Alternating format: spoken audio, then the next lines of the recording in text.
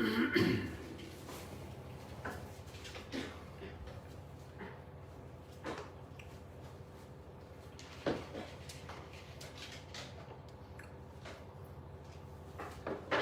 လုံးသောယောဂီတော်ရှင်များဒီကနေ့ဘုံဘုံတို့ဝိဓမဝိပဿနာညနေပိုင်းကာလစနေတနင်္ဂနွေညနေပိုင်းကာလဟောကြားလာခဲ့တာယခုဆိုရင်အပိုင်း10ပတ်ဝန်းကျင်လောက်တော့ဖြစ်သွားပြီစာအုပ်အပြင်ကတော့ဓမ္မသင်္ကနီတော်တော်လေးပြီးသွားပြီဒါပြင်ဒီကနေ့ဘုံဘုံတို့ဆက်လက်ပြီးတော့ဟောကြားနံကြားကြီးညိုကြမယ်အလုံးသောယောဂီတော်စင်များမြတ်စွာဘုရားရှင်ဤဉာဏ်တော်ကိုနမောတတသုံးကျင်ရွတ်ဆိုပြီးတော့ရှိခိုးကြကြမယ်နမောတတဘဂဝတောအရဟတောသမ္မာသမ္ဗုဒ္ဓတ္တနမောတတဘဂဝတောအရဟတောသမ္မာသမ္ဗုဒ္ဓတ္တနမောတတဘဂဝတောအရဟတောသမ္မာသမ္ဗုဒ္ဓတ္တ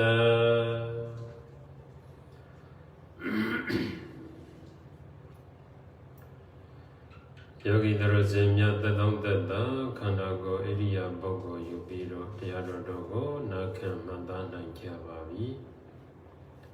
ဘုံဘုံတော်တရားဓမ္မကိုမနာကြခင်ယောဂီတော်ယုတ်နာယုတ်နဲ့ပတ်သက်လို့ယုတ်အားလုံးဟာ28ပါးရှိတယ်။ယုတ်နာကိုတော့ယောဂီတော်ခန္ဓာကိုယ်ထဲမှာနှလုံးသွင်းနိုင်ရမယ်။ယုံနာကိုခန္ဓာထဲမှာနှလုံးသွင်းနိုင်မှာပဲယောဂီတော်ယခုပြောမဲ့တရားကိုနားလည်ပါလိမ့်မယ်ယောဂီတော်ဟောဒီလိုခန္ဓာအတုံးခေကြီးဒီဓာတ်၄ပါးနဲ့တည်ဆောက်ထားတဲ့အတုံးခေကြီးမဟာဘုတ်၄ပါးလို့ခေါ်တယ်အဲ့ဒီအတုံးခေကြီးကိုမှီခိုပြီးတော့နေကြတဲ့ဥပါဒံယုတ်လို့ခေါ်တယ်ပေါ့စာလို့ပြောရင်မှီခိုပြီးတော့နေကြတဲ့မျက်စိအကြည်နားကြည်နှာခေါင်းကြည်ရှားကြည်ကိုယ်ကြည်နောက်ပြီးတော့ဟိုဘက်ကအစင်အသံအနံအရတ္တဖောထပါယောအတွေ့အထိပေါ့အတွေ့အထိနောက်ပြီးတော့အမျိုးသားယောအမျိုးသမီးယောဟာတယဝတ္ထုနှလုံးနောက်ပြီးတော့ဒီစိတ်တွေကိုစောင့်ရှောက်နေတဲ့ဇီဝိတယောနောက်ပြီးတော့အာဟာရယုတ်အာဟာရယုတ်ဆိုတာဗီတာမင်ပေါ့ပန်းသီးတစ်လုံးမှာအာဟာရရှိတယ်ဗီတာမင်ရှိတယ်အာဟာရကြတော့ဘာလို့ခေါ်မလဲအဲ့ဒါရတ္တယုတ်အရတ္တအဲ့ဒီအရတ္တကရှုံးမဲ့ဖမ်းမဲ့ခါမဲ့အဲ့ဒီအတွင်းထဲမှာဗီတာမင်ပါမယ်ဗီတာမင်ကိုကပလီကာရအာဟာရတလို့ပြောတယ်ဩဇာတလို့လေးသုံးမယ်ဒါပေမဲ့ဘုန်းဘုန်းတို့ဗိဓမာန်ထဲမှာတော့ဩဇာလို့မသုံးဘဲနဲ့ကပလီကာရောအာဟာရောဒီစကလုံးကိုတော်တော်များများတွေ့တယ်ဒီစကလုံးကိုတော်တော်များများသုံးတာတွေ့ဩဇာသင်္ခတောအာဟာရောလို့ဆိုတဲ့စကလုံးကမတွေ့ရသလောက်ပဲနေပါတယ်ဒါပြင်ဘယ်လိုပြောပြောရုပ်ပြီးတော့ဒါကိုပြောတယ်လို့သိထားရင်ရပြီခေါ်တာကတော့ဘလို့ပဲခေါ်ဒါကကိစ္စမရှိဘူးနောက်ပြီးတော့ဘယ်ရောက်တယ်ရှိမလဲဓာတ်လေးပါးဒီဘက်မှာအကြာအပေါက်ပေါ့အာကာတတ္တနောက်ပြီးတော့ကိုယ်အမူအရာခန္ဓာကိုယ်လှုပ်မယ်ပြုမယ်နောက်ဆက်ရနှုတ်အမူအရာပါးစပ်ကအတန်နဲ့ထွက်မယ်နောက်ပြီးတော့ခန္ဓာကိုယ်ပို့ပါတာနှုံညံ့တာကိုယ်ထားတယ်လို့မှုံနိုင်ခန့်ညာတာနောက်ပြီးတော့ရုပ်တွေဖြစ်တယ်တီးတယ်ရင့်နေပြည့်တယ်ဆိုတဲ့ဒီလက္ခဏာရုပ်၄ပါးအလုံးပေါင်းရင်ရုပ်28ပါး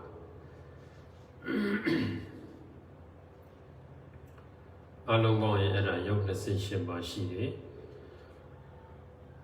ပြီးတော့စိတ်နဲ့ပတ်သက်လို့အတိတ်ကပေးလိုက်တဲ့ဝိပက်အကျိုးပြီးတော့မှကိရိယာမြင်ကမြတ်ပြုကမြတ်ပြီးတော့မှဘာရှိမလဲကုသိုလ်စိတ်အကုသိုလ်စိတ်တလို့ဖြစ်မယ်အဲ့ဒီလိုဝိပက်နဲ့ပြုကမြတ်ဆိုတဲ့ကိရိယာစိတ်ကိုအဗျာကတလို့ခေါ်တယ်အဲ့ဒါကိုယောဂီတော်ခန္ဓာထဲမှာနှလုံးသွင်းနိုင်ပြီဆိုရင်ဘုံဘုံတော်ရှိကိုဆက်သွားမယ်ဟောတပတ်ကဘုံဘုံတော်မြတ်စွာဘုရားရှင်က3မျိုးဟောထားဒီကနေ့တော့2မျိုးပိုင်းပြီးတော့ဒီယုတ်နံကိုဆင်ကျင်တာပရမကတော့ဟိုက်မီတဲ့တရားဟိုက်မမီတဲ့တရား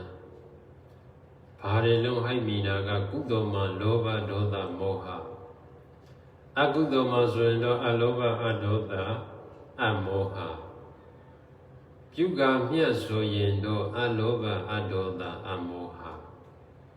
ဒါဆိုရင်ယောဂီတော့မြင်ကမြတ်ကြားကမြတ်ဆိုရင်လောဘဒေါသမောဟမဖြစ်တော့ဘူးဒါဆိုရင်ဆိုပါစို့ယောဂီတော့တရားရှုမှတ်နေရင်ရှိကစိတ်ကလေးဒေါသဖြစ်နေတဲ့စိတ်ကလေးလောဘဖြစ်နေတဲ့စိတ်ကလေးယောဂီတော့နောက်စိတ်ကနေပြန်မှတ်လိုက်တော့ဟောစိတ်ကလေးကဒေါသနဲ့ရှင်နေတဲ့စိတ်ကလေးကဒေါသဆိုတဲ့ရှင်မှုပြုတ်ကျပြီးတော့လွတ်ကင်းပြီးတော့ဒီစိတ်ကလေးကမြင်ကမြတ်ကြားကမြတ်ပြန်ဖြစ်သွားတယ်ဒါဆိုရင်အလောဘအဒေါသအမောဟဆိုတဲ့ကုသိုလ်ဟိုက်ကလေးဝင်သွားတယ်ပေါ့ကုသိုလ်ဟိုက်ကလေးဝင်သွားတယ်ပြုကမြတ်ဖြစ်သွားတယ်ဒါကြောင့်ယောဂီတော်တရားရှုမှတ်နေခြင်းဒီအဲ့ဒါကုသိုလ်ပြုကမြတ်ဗျာကတဖြစ်သွားတယ်ဒါဆိုရင်ကုသိုလ်မှာလေကုသိုလ်ဟိုက်3ပါးအကုသိုလ်ဟိုက်3ပါးကုသိုလ်လေးမဟုတ်အကုသိုလ်လေးမဟုတ်တယ်ဝိပဿနာကိရိယာတနည်းအားဖြင့်အဗျာကတဟိုက်က3ပါးအဗျာကတဟိုက်နဲ့ကုသိုလ်ဟိုက်နဲ့တူတယ်အဲ့ဒါပြီးတော့မှဘုရားရှင်ကနောက်တစ်မျိုးဆင်ခြင်ပြန်တယ်ဟိုက်မမီတဲ့တရားကပါလေဟိုက်မမီတာကတော့ဘာဖြစ်မလဲနန္တရားတွေဒီဟိုက်နဲ့မရှင်တဲ့နန္တရားတွေကုသိုလ်အကုသိုလ်အဗျာကတနန္တရားတွေနောက်ပြီးတော့ယုတ်မှဘာဟိုက်မှမရှိဘူးဘာမှမလုပ်တော့ဘူးယုတ်ပစ္စည်းဝတ္ထုတို့သည်လောဘလည်းမဖြစ်ဘူးဒေါသလည်းမဖြစ်ဘူးနောက်ပြီးတော့နိဗ္ဗာန်မှာလောဘလည်းမရှိဘူးဒေါသလည်းမရှိဘူးတဲ့ဘုရားရှင်ကဟိုက်တဲ့ပတ်သက်လို့ဆင်ခြင်ပြီးတော့ဆက်ပြီးတော့ဆင်ခြင်ပြန်တယ်ဒါဆိုရင်ဒီဟိုက်တွေကိုဖြစ်စေတတ်တဲ့တရားကဘာတဲ့တော့ဟိုက်တွေကိုဖြစ်စေတတ်တဲ့တရားကယုတ်နဲ့နာယုတ်ကလည်းဟိုက်ကိုဖြစ်စေတာပဲကိုကဒီယုတ်ကြီးကမလှပ်ဘူးဆိုရင်မကြိတ်ဘူးဒေါသဖြစ်တယ်ယုတ်ကြီးကလှပ်နေရင်ကြိတ်တယ်ဆိုတော့လောဘဖြစ်တယ်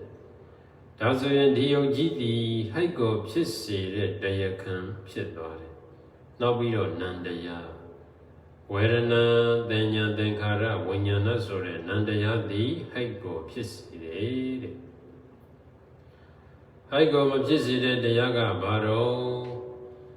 ဟိုက်ကိုမဖြစ်စေတဲ့တရားကတော့ယုတ်ရည်ဒီဟိုက်နဲ့မရှင်တဲ့ယုတ်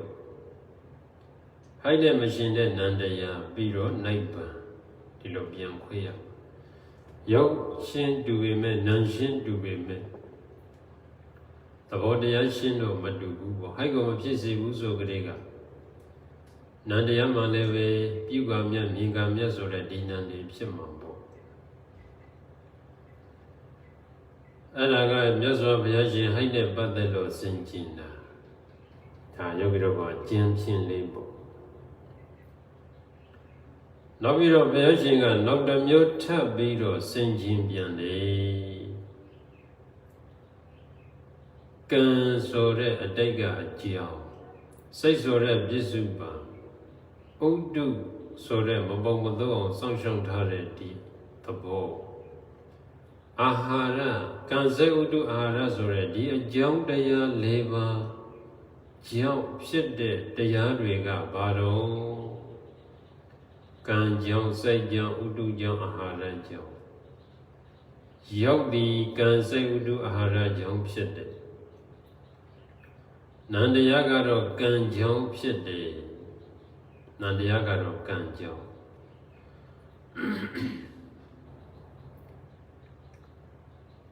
ဒါဆိုရင်ကံစိတ်ဥတုအာဟာရကြောင့်ဖြစ်တဲ့တရားကဘာတဲ့တော့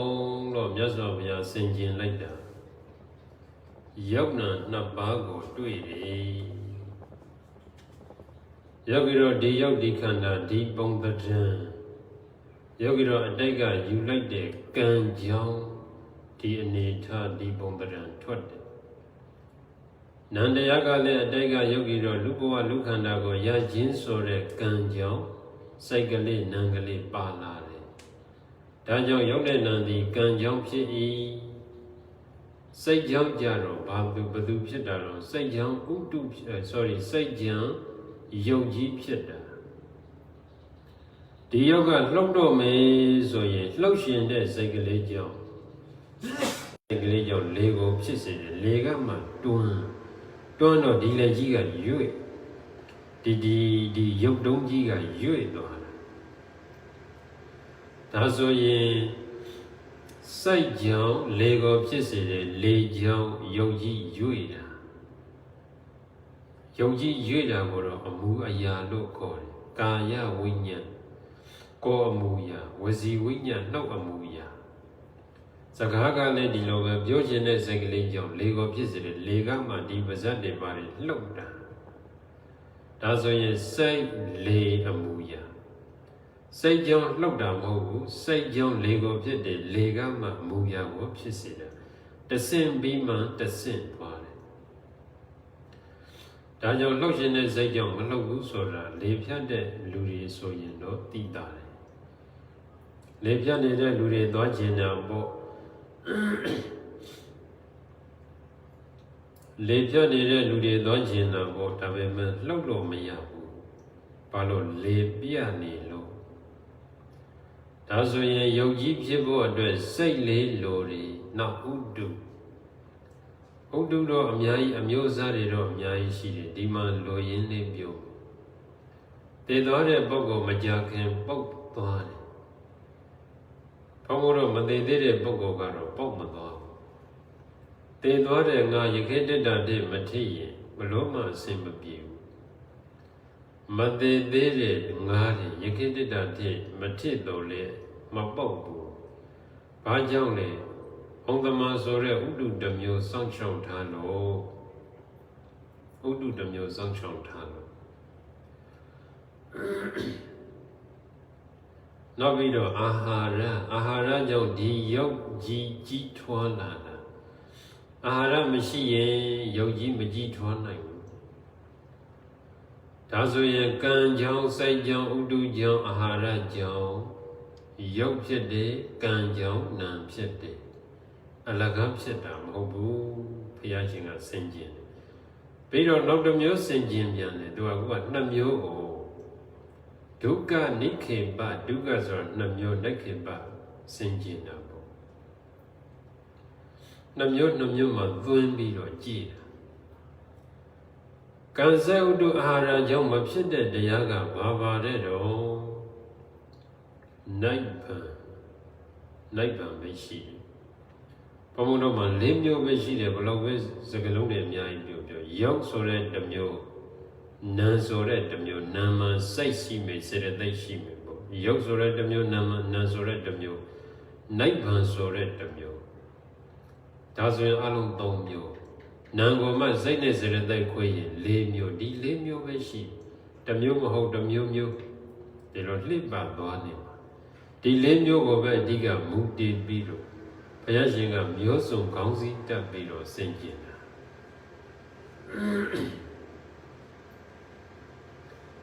ပြီးတော့မြတ်စွာဘုရားရှင်ကိုရောမြတ်ကြီးဉာဏ်တော်နဲ့ဆင်ကျင်ပြန်လေ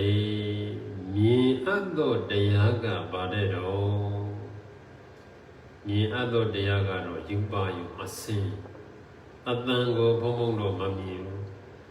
အနတ်ကိုမမြင်ဘူးအယတာကိုမမြင်ဘူးပူအေးဆိုတဲ့နာကျင်ဆိုတဲ့အတွေ့အထိကိုမမြင်ရဘူးမျက်လုံးနဲ့ထိမှသိရတာမမြင်ရသောတရားကဘာတော့မမြင်ရသောတရားကတော့အဲ့ဒီယူပါယုံကလွဲလို့အကြည်ငါးစုံမမြင်ရဘူးနန္တရားမမြင်ရဘူးကျန်တဲ့သိမှုကြောင့်ဖြစ်တဲ့ဒီယုတ်တရားတွေဆိုတော့သိမှုကြောင့်ဆိုတော့အတွေးပေါ့ယောဂီတို့တွေးတဲ့အခါမှာအိမ်ကြောင့်တွေးလိုက်ရင်အိမ်ပေါ်တာပဲယုံကြောင့်တွေးလိုက်ရင်ယောဂီတို့ရဲ့အာယုံထဲမှာဒီယုံခန်းကြီးပေါ်နေတယ်ဒါပေမဲ့အဲ့ဒါဒီမမြင်ရသောတရားဘာလို့လဲဆိုတော့မြေလုံးနဲ့မြင်တာမဟုတ်ဘူးတဲ့မြေလုံးနဲ့တကယ်မြင်နေတဲ့တရားမဟုတ်ဘူးစိတ်ကူးရင်ဒါမဟုတ်လို့မမြင်အပ်သောတရားထဲမှာသူ့ကိုထည့်ထားတာဒါဖြင့်မမြင်အပ်သောတရားထဲမှာအတွေးကြောင့်ဖြစ်ပေါ်လာတဲ့အစင်းဒီလေးမမြင်အပ်သောတရားမမြင်ရသောတရားနိဗ္ဗာန်သည်မမြင်ရသောတရားအကြည်ငါးစုံအကြည်ကလည်းမမြင်ရသောတရားမျက်စိအကြည်မမြင်ရဘူးမြင်ဖို့ကြိုးစားเสียလည်းမလိုဘူးအကြည်ငါးစုံကိုမြင်ပြီလားလို့မေးတဲ့မေးခွန်းသည်မှားနေပြီမြင်เสียလည်းမလိုသလိုမြင်ရသောတရားလည်းမဟုတ်ဘူးတဲ့ဘုရားကဒါကြောင့်ယောဂီတို့အကြည်ငါးစုံကိုမြင်ဖို့လည်းမကြိုးစားနဲ့မြင်အပ်သောတရားမဟုတ်ဘူးမြင်ဖို့လည်းမလိုဘူးအနိဒသနမမြင်အပ်သောတရားဟောပြီးတာနောက်ပြီးတော့မြတ်စွာဘုရားရှင်ကဆင်ခြင်ပြန်တော်မူတယ်ထိပါလို့ထိလို့လက်နဲ့ကင်လို့ရတဲ့တရားကဘာတဲ့တော့လက်နဲ့ကင်လို့ထိလို့ကတော့အကြည်ငါးစုံကိုရတယ်မျက်စိအကြည်လေးထိလိုက်ရင်တော့တွေ့တာပဲအတွင်းထဲဝင်နေလဲအတွင်းထဲကိုဓာတ်လေးနဲ့ခွဲပြီးတော့ထိလို့ရတယ်နာကြည်နှာခေါင်းကြည်ရှားကြည်ကိုယ်ကြည်အကြည်ငါးစုံကထိလို့ရတယ်နောက်ပြီးတော့ထိလို့မရတဲ့တရားကဘာတော့ထိလို့မရတာနာကထိလို့မရဘူးနာကထိလို့မရဘူးနောက်ပြီးတော့ဒီတွေးတဲ့အခါမှာပေါ်လာတဲ့ရုပ်ဝတ္ထုတွေသွားထိလို့မရဘုံကကြောင်းကိုတွေးမယ်ကိုရင်တွေအကြောင်းကိုတွေးမယ်ဥစဉ်တွေအကြောင်းကိုတွေးမယ်တွေးပြီးတော့အဲ့ဒီဥစဉ်ရုပ်တွေသွားကင်လို့မရထိလို့မရတဲ့တရားတွေနောက်ပြီးတော့နိဗ္ဗာန်ထိလို့မရဘူးနောက်ပြီးတော့ရှိသေးတယ်ဒုက္ခမယုတ်ကလည်းထိလို့မရဘူးနှုံညံတဲ့ယုတ်နှုံညံတဲ့ယုတ်တွေလည်းထိလို့မရဘူးတဲ့နောက်ပြီးတော့ဘုရားရှင်တော့ခေါင်းစည်းတစ်မျိုးနဲ့ဆင်ခြင်ပြန်တယ်ဖောက်ပြန်သောတရားတွေကဘာတွေဖြစ်မလဲဒီယုတ်နံကိုပဲဘုရားရှင်မျိုးစုံဆင်ခြင်တာနော်အဘိဓမ္မာကိုဆင်ခြင်တယ်ဆိုတာအဲ့ဒါယုတ်နံကိုသိယုံမြတ်မြင်ယုံမြတ်မဟုတ်တော့သိထားတဲ့ယုတ်ကိုမျိုးစုံနံကိုမျိုးစုံဆင်ခြင်တာယခုဖောက်ပြန်တဲ့တရားကဘာလဲမဖောက်ပြန်တဲ့တရားကဘာလဲဖောက်ပြန်တဲ့တရားကတော့ယုတ်တရားအလုံးမဖောက်ပြန်တဲ့တရားကတော့နံတရားနဲ့နိဗ္ဗာန်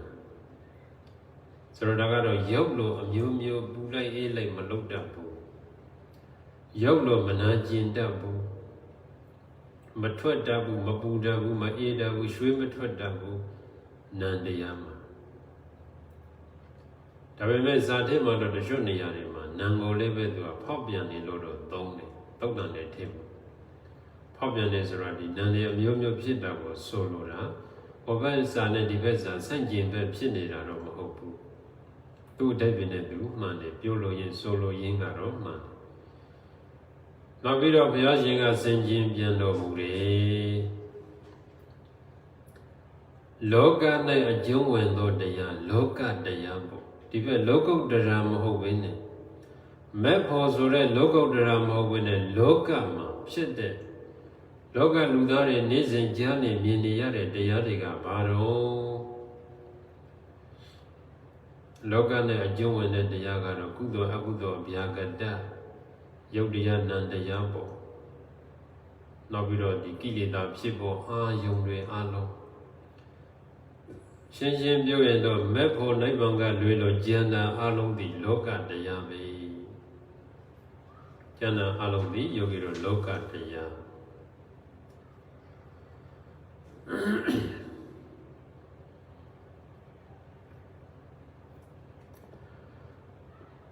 နောက်ပြီးတော့မြတ်စွာဘုရားကဆင်ခြင်ပြန်လေ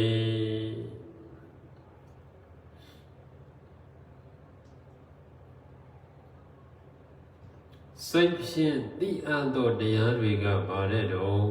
စိတ်ဖြင့်သိအပ်သောတရားဆိုတာမြင်တာကိုနားနဲ့မသိဘူးနှာခေါင်းနဲ့မသိဘူးရှားနဲ့မသိဘူးကိုယ်နဲ့မသိဘူးအတွေးလို့ကိုယ်နဲ့မသိဘူးမြင်တာ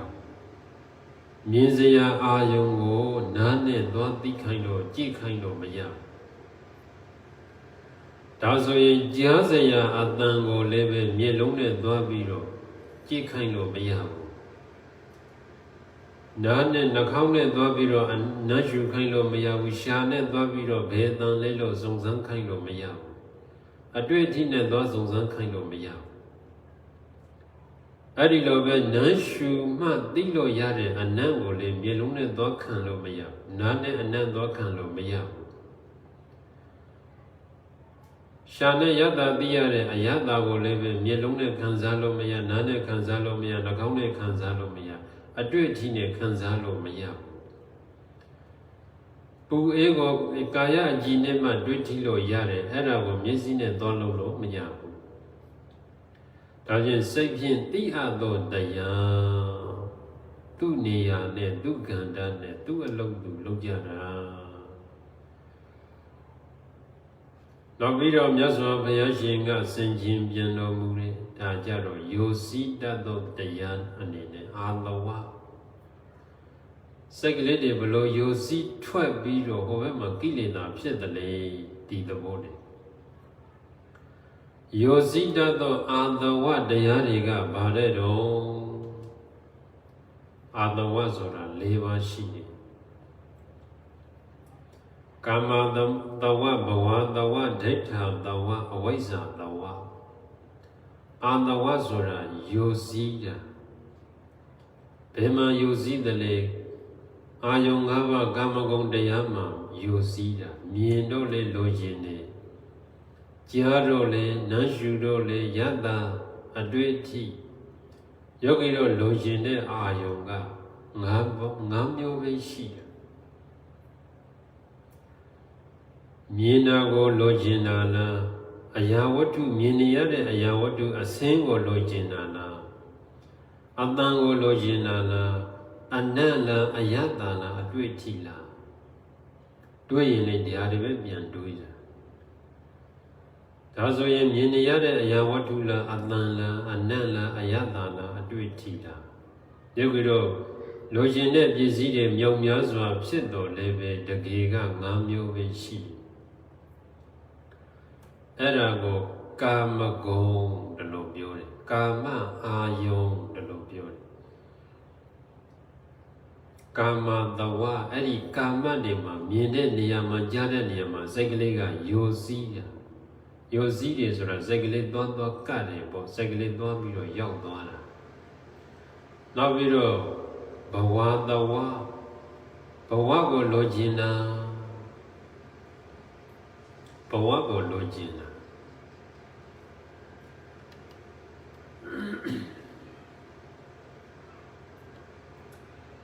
ဘဝဖြစ်ရှင်တယ်ဒီဘဝဖြစ်ရှင်တယ်ဒါဘုပြစ္ဆုတ်မှန်မှန်ကိုပဲချမ်းသာတဲ့ဘဝဖြစ်ရှင်တယ်အေးချမ်းတဲ့ဘဝလိုချင်တယ်ဟိုနားမှာထိုင်ရှင်တယ်ဒါဆိုဟိုနားမှာထိုင်ရတဲ့ဘဝဖြစ်ရှင်တယ်ဟောထိုင်ကုန်လေးနဲ့ထိုင်ရှင်တယ်ဆိုရင်အဲ့ဒီထိုင်ကုန်လေးနဲ့ထိုင်ပြီးတော့ဇင်ကြတဲ့ဘဝကလေးလိုချင်တာဟောလိုဖြစ်ရှင်တယ်ဆိုရင်ဟောလိုဖြစ်ပြီးတော့မှနေရတဲ့ဘဝကိုလိုချင်တာအဲ့ဒါဘဝတဝအဲ့ဒီအာတဝတွေနေပါတယ်ခေါင်းပါတယ်ကုံနေ ကောင်းတယ်ဆိုရင်ဟိုလိုဖြစ်တဲ့ဘဝမှာလိုနေခြင်းနဲ့ဒီလိုဖြစ်တဲ့ဘဝမှာနေခြင်းနဲ့မပါတော့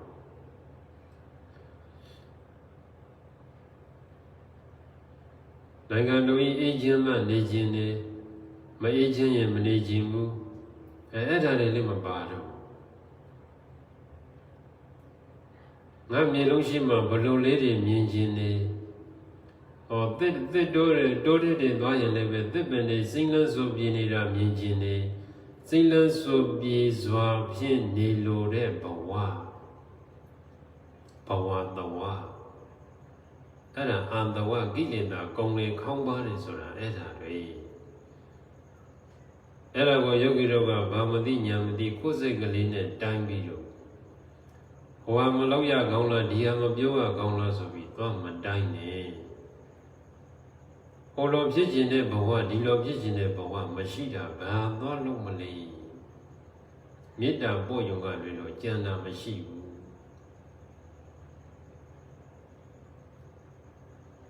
အစကိုလည်းမြင်တယ်အဆုံးကိုလည်းမြင်တယ်ဒါကြောင့်ဘာမှမဖြစ်တာကဘာကြီးတရှင်ပြည့်တော်လဲဘာမှမဖြစ်တာ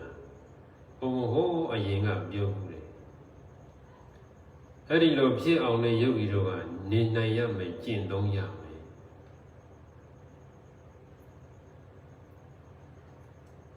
ဒါပြင်အရိယာသူတော်ကောင်းတွေကဘာဖြစ်တယ်လဲအဓိကတော့မေတ္တာပို့တယ်အလုံးအေးခြင်းပို့မေတ္တာကရုဏာမုဒိတာဥပေက္ခဒီတရားတွေပဲလက်ကင်ထားပြီးတော့နေတယ်အခုဒီမှာကြည်အာတဝမယိုစီးတော့ဘူးတခါတည်းတုံလှုပ်ပြီးတော့အထုပ်ဆွဲရမလို့ဖဏတ်စည်းရမလို့မဟုတ်တော့ဘူးဘာဖြစ်လို့လဲအာတဝမယိုစီးလို့နေနိုင်လွန်းတာမဟုတ်ဘူးအာတဝမယိုစီးတာခေါင်းပါတာအဲ့ဒီသဘောဓမ္မကအဲ့ဒါကိုယ်စိတ်နဲ့တိုင်းပြီးတော့အဲ့ဒါသွားမလုပ်နေအဲ့ဒါဘဝတဝရဲ့သဘော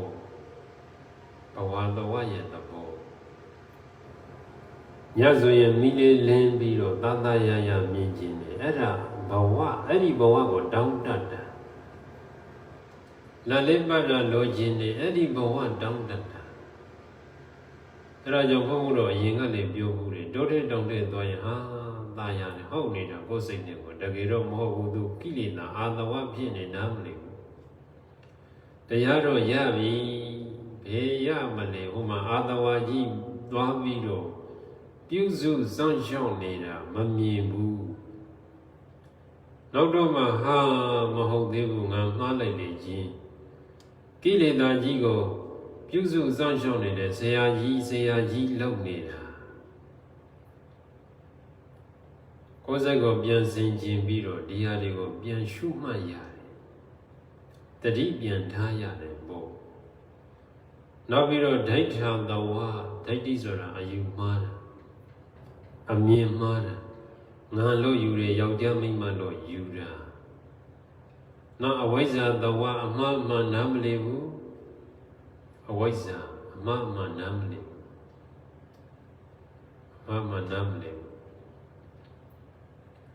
ဒါဆိုရင်ဘုန်းဘုန်းတို့ရဲ့စိတ်ကလေးမျက်စိနားနှာခေါင်းရှာကိုယ်ဆိုတဲ့ဒီအာယုံ၅ပါးကနေယိုစီးနေတာကာမကိုလည်းယိုစီးမယ်ဘဝကိုလည်းယိုစီးမယ်ဒိဋ္ဌိလိုလည်းယိုစီးမယ်အဝိဇ္ဇာလိုလည်းယိုစီးမယ်ယိုစီးနေတယ်ထွက်နေတယ်စိတ်နေတယ်စိတ်တံမဟုတ်ဘူးအပေါက်ကကြီးရင်ကြီးတယ်လို့ယိုစီးတာကိုမဟုတ်တခါတည်းဝေါခနဲ့ဆင်းဓမ္မနဲ့တတိနဲ့သမာဓိနဲ့ထိန်းထားရင်တော့နည်းနည်းလေးအဲ့ဒါကြီးလုံးဝပိုက်သွားရင်တော့ရေမထွက်တော့ဘူးရေတန်ကြီးကရေစိမ့်တယ်လို့အပေါက်ကြီးရင်တော့ခဏကုန်တာပဲအဲ့ဒါနည်းနည်းလေးပိုက်နေရင်တော့ဖြည်းဖြည်းပဲထွက်လုံးဝပိုက်နေရင်တော့မထွက်တော့မယိုစီးတော့ဘူးထိန်းနိုင်ရင်တော့အဲ့ဒါတခုလောက်ထိန်းနိုင်ရင်ဒိဋ္ဌာတဝထိန်းနိုင်ရင်သောတာပန်နည်းနည်းလေးတာသေးတယ်25ရာခိုင်နှုန်းလောက်ထိန်းနိုင်လိုက်နောက်ထပ်50ရာခိုင်နှုန်းလောက်ထိန်းနိုင်လိုက်ရင်သဂရကံ85ရာခိုင်နှုန်းလောက်ထိန်းနိုင်လိုက်ရင်အနာကံအလုံးထိန်းနိုင်ရင်တော့အရဟန္တာဖြစ်သွားမှာပေါ့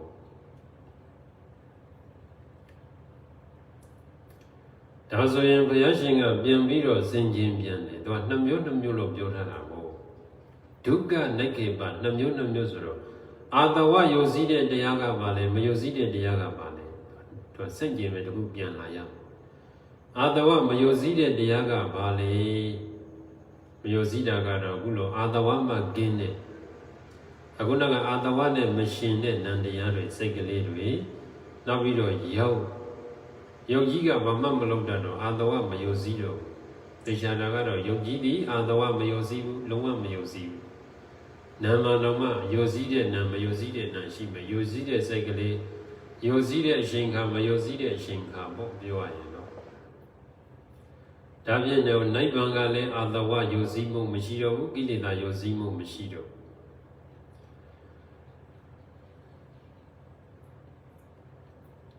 နောက်ပြီးတော့မြတ်စွာဘုရားရှင်ကဆင်ခြင်ပြန်တယ်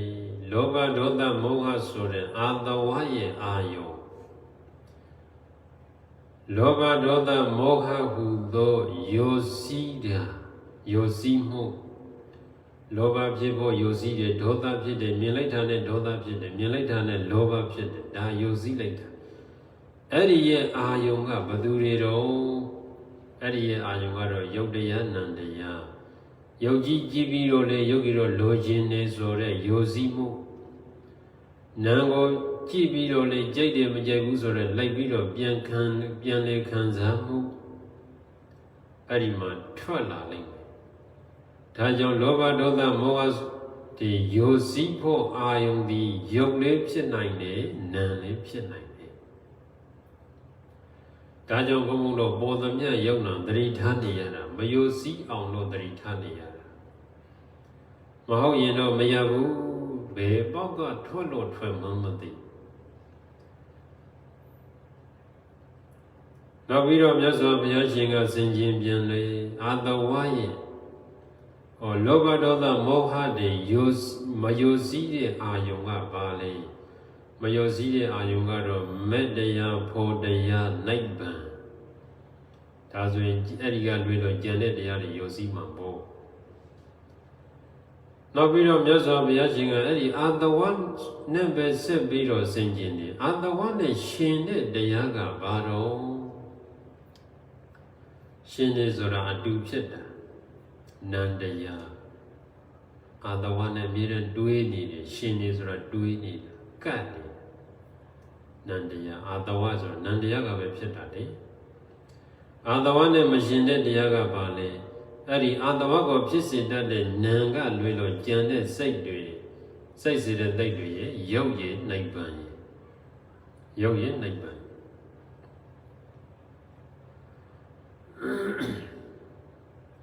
ဒါဆိုရင်အာတ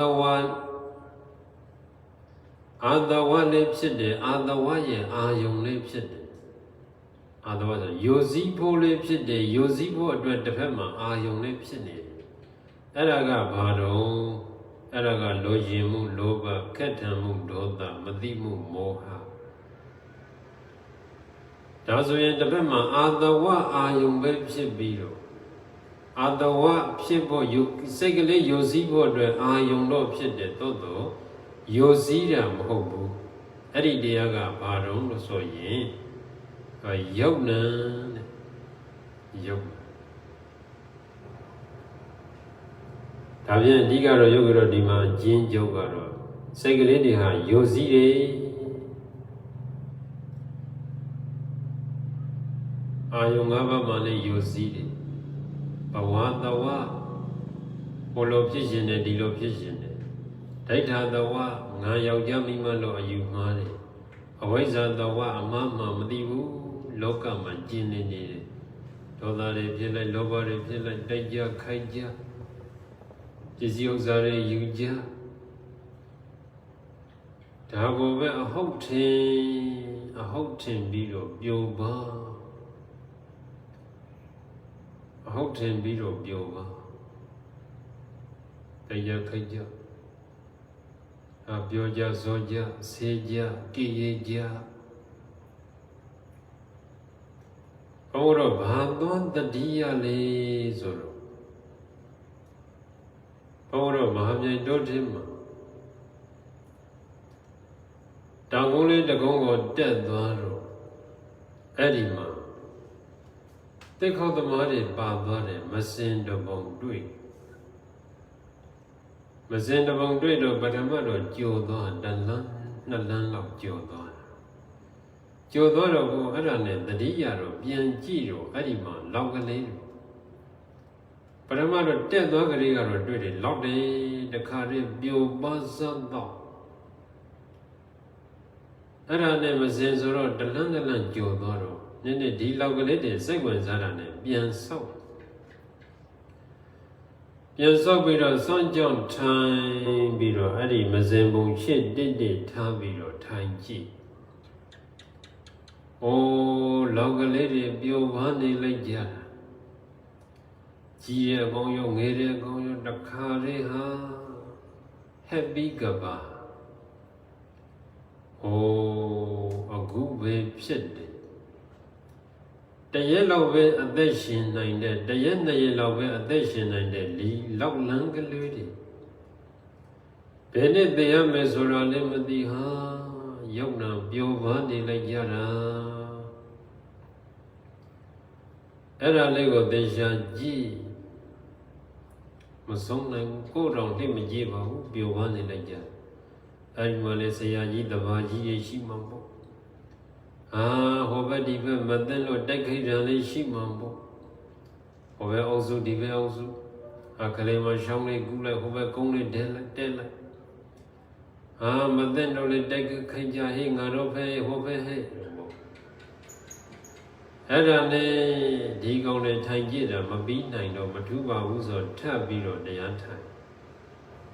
ညနေ6 နာရီလောက်ဒုထေကပြန်ထွက်တော့ဒီမစင်ပုံပြန်တတိယရတော့အဲ့ဒီနာသွားကြည့်တာခါရှင်တွေကဒီပိုးလောက်လန်းတွေဆွဲနေကြတာကဘာပြည့်ပရမကတော့မစင်ပုံကပြုတ်လေးဆိုတော့ဟိုခါရှင်လေးတွေအပေါ်တက်လို့မရဘူးညနေနေလေးဆောင်နေလေးပူတော့အဲ့ဒီမှာနည်းနည်းလေး၆ပါ၆တော့ဟိုကောင်လေးပြုတ်ပန်းစရာဘုံဌာနလေးပြောက်တယ်လို့ဖြစ်သွားအဲ့ဒီရှိမှခါရှင်တွေကအတော်ပဲဆိုပြီးဝင်ပြီးတော့ဆွဲကြတာအော်တဲ့လူကအော်ပြေးတဲ့လူကပြေးတန်တရားမှလေးငါတို့ဒီလိုပါရောလားငါတို့အာယုန်တွေနဲ့ကာမဂုဏ်တွေနဲ့ကိုယ့်ရဲ့လောဘကိုရှေ့တန်းတင်ကိုယ့်ရဲ့ဒေါသကိုရှေ့တန်းတင်မကြည့်ရင်တော့ဒေါသပဲကြည့်ရင်တော့ပြုံပဲအဲ့ဒါကိုရှေ့တန်းတင်ပြီးတော့ပြောနေကြတယ်ဘဝနေကုန်အဆုံးသတ်တဲ့အခါမှာငါတို့ဒီလိုပဲပြေးမရအိုးမရဖွက်မရပြေးရမှာပါရောလားအဲ့ဒီရှိမှယမမင်းကြီးလာခေါ်ရင်ဘယ်နာထွက်ပြေးမလဲအဲ့ဒါလေးကြည့်ပြီးတော့တန်ဝေကတော်တော်ရ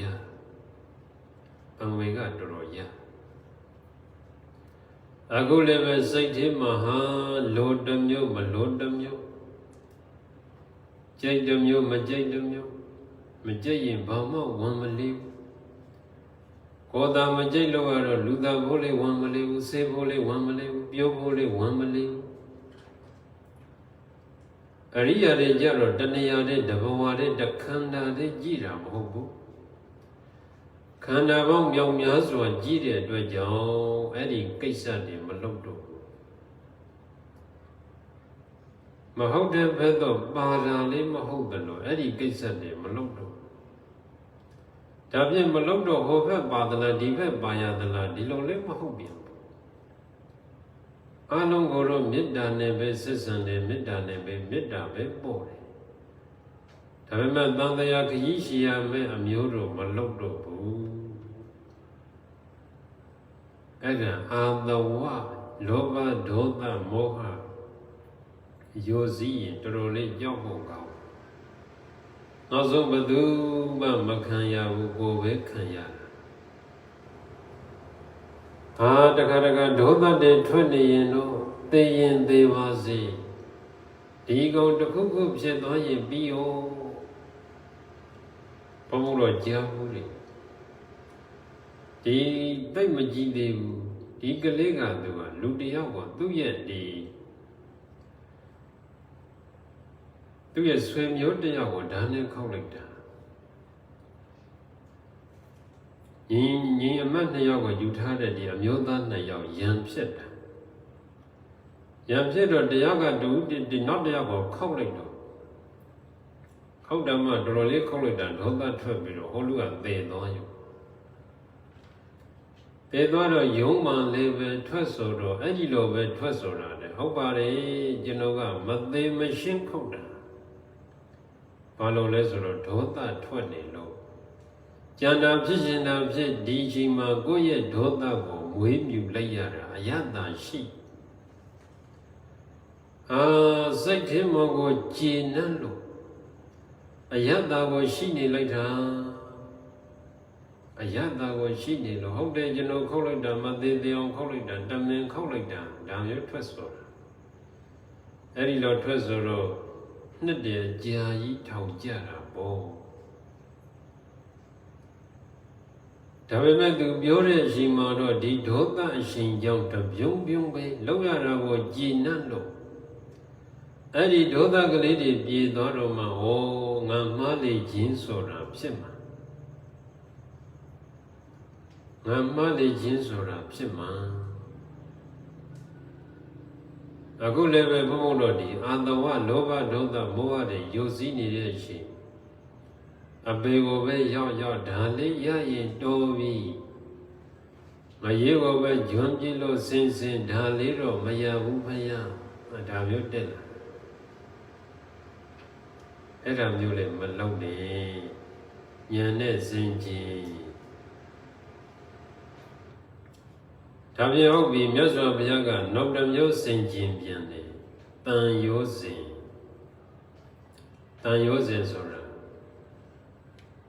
စဉ်ဆိုတာယောဂီတော့သိပါတယ်တန်ရောစဉ်ဆိုတာတွေ့တာနေတာတတ်မဲ့နေတာတန်ရောစဉ်တရားတွေဟာဘာတဲ့တော့လို့မြတ်စွာဘုရားကစင်ကျင်တယ်တန်ရောစဉ်ဘာတွေတော့တန်ရောစဉ်တရားခန္ဓာဒီယုံနာနှစ်ပါးထဲမှာတန်ရောစဉ်တွေဘာတွေဖြစ်မလဲတွေ့လိုက်တဲ့အခါနန္တရားထဲမှာတန်ရောစဉ်တွေ့လောချင်မှုဆိုတဲ့စိတ်ကလေးတည်လေတန်ရောစဉ်ကျန်တန်တဲ့အမူအရာတည်လေတန်ရောစဉ်ဒေါသတန်ရောစဉ်နော်ဘုံဟောတနေ့ကပြောခဲ့မာနကိုဂုံတွေကြွားငါကတော့ဘာကောင်ပဲဟေးကိုဘာကောင်ဆိုတာကသိကျင်သေးတာသိစေကျင်သေးတာဒိဋ္ဌိအမျိုးမျိုးအယူမှားတာကလည်းတန်ရောစဉ်ပဲဝိဇိကိစ္စဘုရားတရားတန်ခါယရဏမြတ်၃ပါးပုံမှာယုံမှတန်တရားဖြစ်တာလေတန်ရောစဉ်ပဲနောက်သီလပတ္တပရမန္တအမျိုးမျိုးမဟုတ်တဲ့ခွေးလိုဝဲလိုနွားလိုကျင့်တဲ့အကျင့်ကလည်းပဲတန်ရောစဉ်ပဲဘာဖြစ်လို့အဲ့ဒီနောက်မှာသွားကတ်နေတာဘုရားရှင်ဟောထားတဲ့သုတ်တန်တွေရှိတယ်သီလပတ္တပရမန္တနဲ့ပတ်သက်လို့ခွေးလိုကျင့်တဲ့ပုဂ္ဂိုလ်ကသိရင်ခွေးဖြစ်မှာတဲ့ဘာဖြစ်လို့ဒီခွေးအကျင့်ကိုသူကတန်ရောစဉ်ဖြစ်နေလို့နွားလိုကျင့်တဲ့ပုဂ္ဂိုလ်ကသိရင်နွားဖြစ်မှာအဲ့ဒီနောက်စိတ်ကကနေတာကိုကနေတော့သိရင်တော့သူနွားဖြစ်မှာသိကြတယ်တဲ့နောက်ဘဝရာဂဘဝအပေါ်မှာတက်မဲ့တာဘဝလေးလိုချင်တယ်ဒီဘဝလေးလိုချင်တယ်ကားစီရင်တော့မှကောင်းတယ်မကောင်းတဲ့ကားမစီရင်ဘူးကောင်းတဲ့ကားကိုစီးရတဲ့ဘဝအဆောင်ဆိုရင်လည်းဟာခန်းညာနေကျင်တဲ့ဘဝလိုချင်တာနော်အဲ့ဒါကအစတခေကိလေသာကုန်တယ်ဆိုတာအဲ့ဒါတွေကအစသတိထားပြီးတော့ကျင့်ရတယ်ဘဝလိုချင်တဲ့ဒီအနေထားဖြစ်ခြင်းနဲ့အဲ့ဒါတွေအလုံးဘဝရာဂအဲ့ဒါပြောတာ ဟောလိုဘဝဒီလိုဘဝတွေမပါတော့နောက်ပြီးတော့အိုက်တာ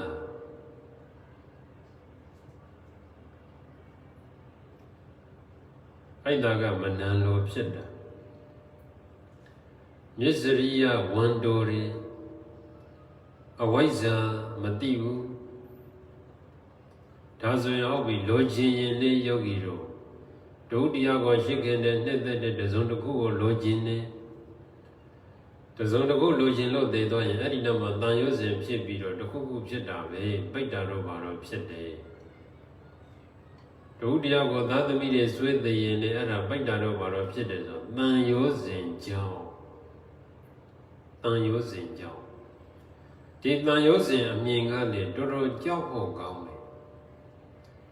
ဘုံတော့ဟိုအရင်ကဆိုရင်တခါတခါရေဝဲသွားပြီးတော့အတုပကြည့်တာမဟုတ်နောက်ကလိုက်လာတဲ့လူတွေသွားထိုင်ကြည့်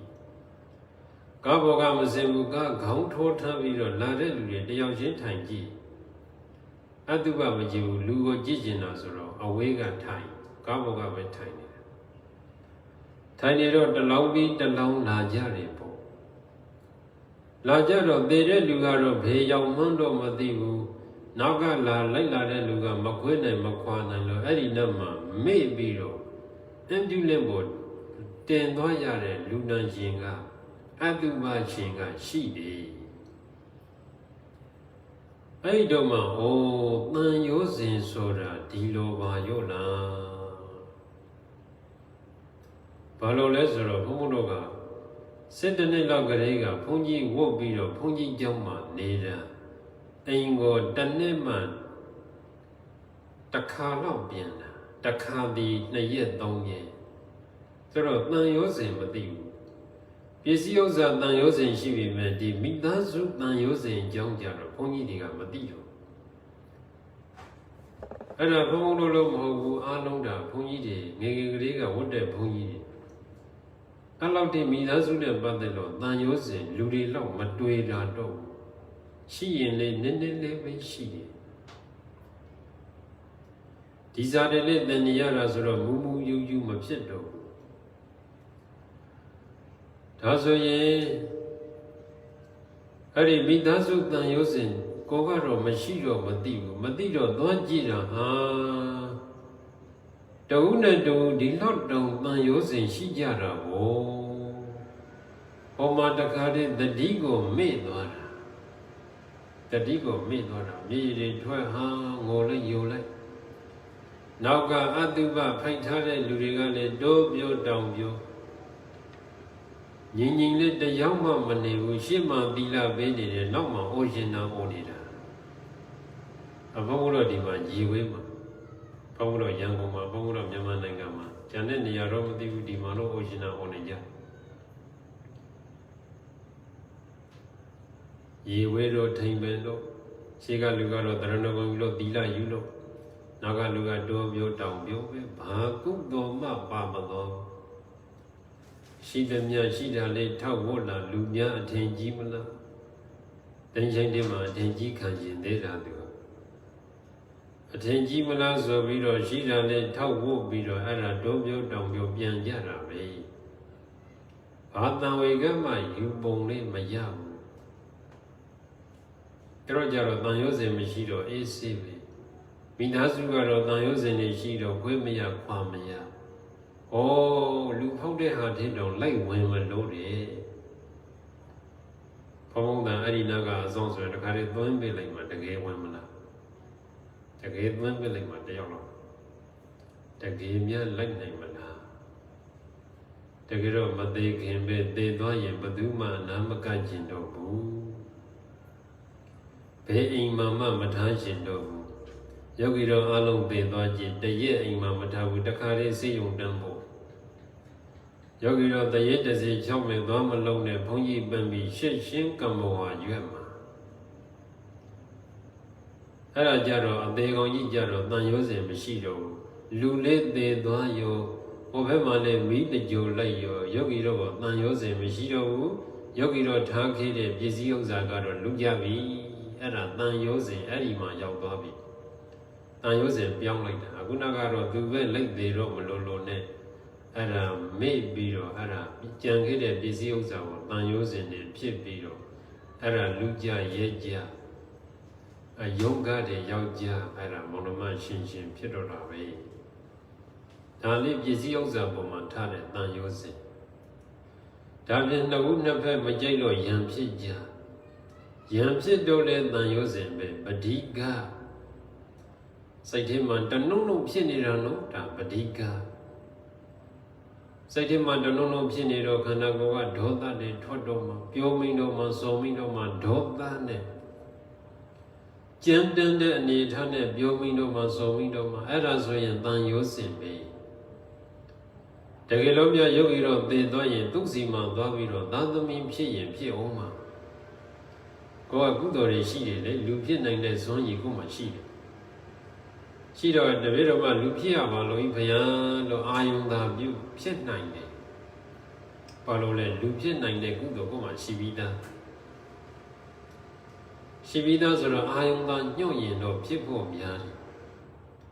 ရတော့အဲ့ဒီပေါ်သူ့ပေါ်မှာကိုယ်စိတ်ကလေးကမကြည်မနှံ့ဖြစ်နေရင်အဲ့ဒီပတ်ဝန်းကျင်နဲ့ဘယ်တော့မှခွဲထွက်လို့မရဘူးဆုံးကိုဆုံးရမှာဒါကြောင့်ယောဂီတော်ဒီမှာတန်ရောစဉ်ပဋိကပါတယ်ယောဂီတော်မဆုံးခြင်းရင်ဒေါသမထွက်နဲ့လောဘမဖြစ်နဲ့ဒေါသထွက်ရင်တော့အဲ့ဒီပုဂ္ဂိုလ်နဲ့ဆုံးရအောင်မှာဒေဝရတ်နဲ့မြတ်စွာဘုရား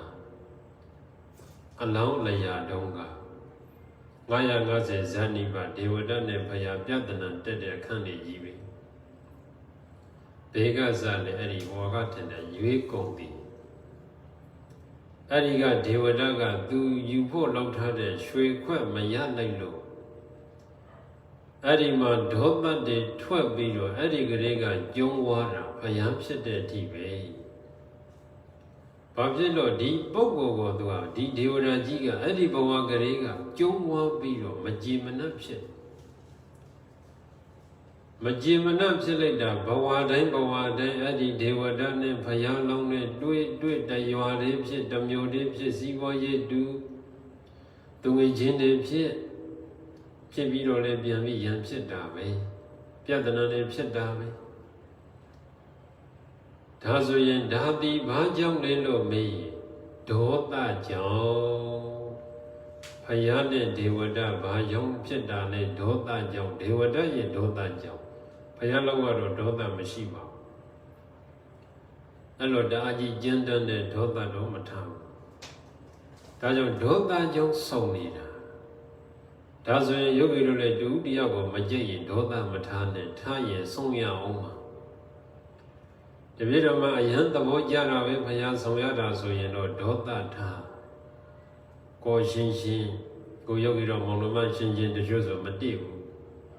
အရင်ဘဝကယံသူတွေဖြစ်ခဲ့မှာဒါကြောင့်ဒီဘဝမှာမောင်နှမဖြစ်ပြီးတော့ကိုမတိတဲ့ဒေါသအရှင်ကပြန်ရောက်လာတာဒါကြောင့်တန်ရောစဉ်ထိမှာလောဘလိုချင်တာလေးပါတယ်ဒေါသလေးပါတယ်မာနလေးပါတယ်ဒိဋ္ဌိလေးပါတယ်တန်ရောစဉ်အလုံး4ပါးဒါကြောင့်ယောဂီများတန်တရားအတွက်အလွန်ကြောက်ဖို့ကောင်းတယ်ဘာမှမလုပ်နိုင်ဘူးအဲ့ဒါကြောင့်ဘာမှမလုပ်နဲ့မေတ္တာပဲပေါ့မေတ္တာပဲပေါ့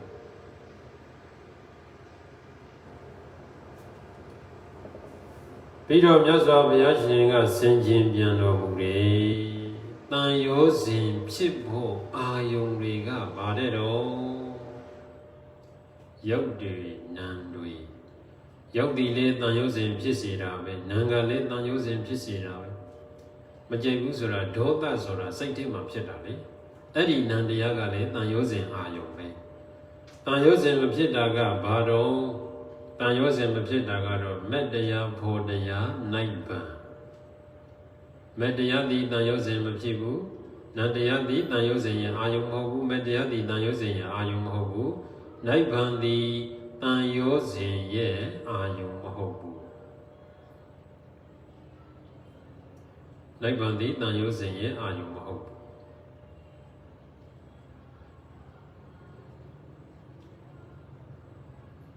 နောက်ပြီးတော့မြတ်စွာဘုရားရှင်ကဆင်ခြင်ပြန်တော်မူတယ်တန်ရောစဉ်နဲ့ရှင်တဲ့တရားတွေကပါတဲ့တော့တန်ရောစဉ်နဲ့ရှင်တဲ့တရားကတော့မကောင်းတဲ့စိတ်ပေါ့အကုသိုလ်စိတ်ဒီမှာလောဘလေးပါမယ်ဒေါသလေးပါမယ်မောဟလေးပါမယ်အဲ့ဒါဒီအကုသိုလ်အဲ့ဒီစိတ်ကလေးတွေဟာတန်ရောစဉ်နဲ့ရှင်တဲ့တရားတွေပဲတန်ရောစဉ်နဲ့မရှင်တဲ့တရားတွေကဘာတော့ကုသိုလ်ဖြစ်တဲ့ဝိပက်ကုသိုလ်ဖြစ်တဲ့ကိရိယာကုသိုလ်ဝိပက်ကိရိယာအကုသိုလ်မပါဘူးဒီနံကလေးဒီကုသိုလ်နံကလေးသို့မဟုတ်ဝိပက်နံကလေးသို့မဟုတ်ကိရိယာနံကလေးပြုကံမြတ်နံကလေးပြီးတော့ယုတ်တရားပြီးတော့နံတရားဒါဆိုရင်ဒါဘုရားရှင်ကတန်ရောစဉ်နဲ့ပတ်သက်လို့ဆင်ခြင်လိုက်တာဒါပြင်ဒီကနေ့အလောက်မှာဘုန်းတော်ခဏလေးအဆုံးသတ်လိုက်မယ်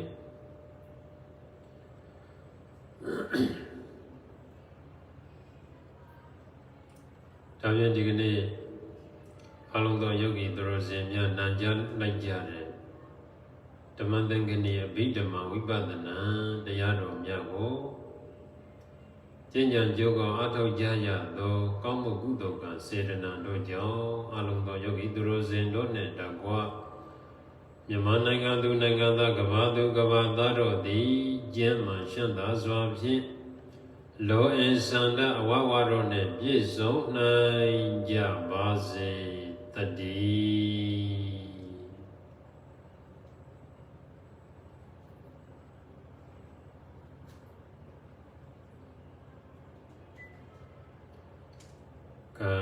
ပြီးတဲ့အခါဘုံတို့သစ္စာဆိုပြီးတော့အမျှဝေကြမယ်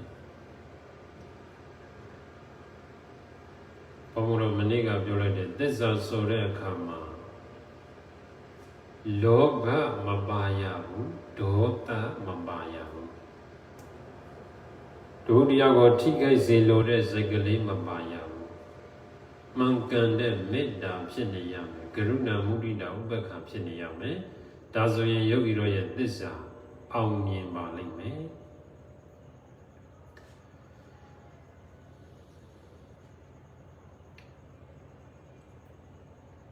အလုံးအာယုံပြုပါမယ်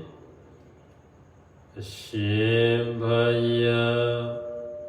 တပည့်တော်တို့သည်ယနေ့ယခု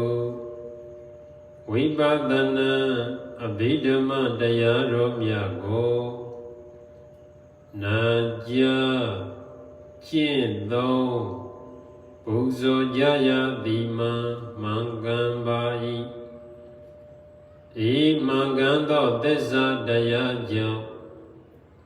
တပည့်တော်တို့နှင့်တကွာအလုံးသောမြန်မာနိုင်ငံသူနိုင်ငံသားကမ္ဘာသူကမ္ဘာသားအပေါင်းတို့သည်ကျမ်းမာကြပါစေတည်းရှင်းသာကြပါစေတည်း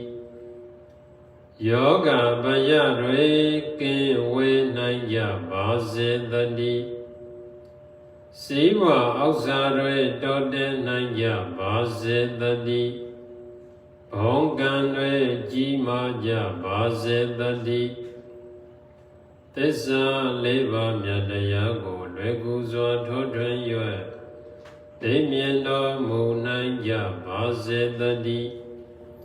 ဤကောင်းမှု၏အဘောဘာဂတော်ကိုဘောတော်တရားမင်းနှင့်တကွာနမင်းကြီးလေးဥပါမကျန်နာကောင်းနမြနာပေါင်းတော်အားအမြတ်ဘေဝေပါ၏အာသနံတော်ကိုဆောင်ရှောင်းနေကြကုန်သောနတ်ဒေဝတို့အားအမြတ်ဘေဝေပါ၏မြေ၌မိခေါ်နေကြကုန်သောနတ်ပေါင်းတို့ရေ၌မိခေါ်နေကြကုန်သောနတ်ပေါင်းတို့အာဂန္တဝေဟပြင်၌မိခေါ်နေကြကုန်သောနတ်ပေါင်းတို့သစ်ပင်ကိုမိခေါ်နေကြကုန်သောနတ်ပေါင်းတို့အားအမြတ်ဘေဝေပါ၏